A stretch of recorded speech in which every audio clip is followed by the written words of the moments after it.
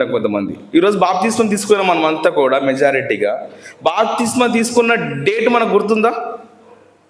అస్సలు గుర్తుండదు. పెళ్ళి చేసుకున్న డేట్ గుర్తుందా? బరాబర్ గుర్తుంటుంది. పెళ్ళి చేసుకునే తేదీ మనకు గుర్తున్నప్పుడు అది కొంతకాలము భాగ్యస్వామితో మనం జీవించి నడిచి వెళ్ళిపోతూ ఉంటాం. ఆ చిన్ని జీవితంలో, చిన్ని ప్రయాణంలో మన తోడుగా వచ్చిన ఒక భాగస్వామితో మనం జత కట్టిన దినం మనకు గుర్తున్నప్పుడు, కానీ పరలోకానికి నిత్య జీవానికి తీసుకెళ్తున్న డేట్ని మాత్రం మనం ఎందుకు గుర్తుపెట్టుకోలేకపోతున్నాం?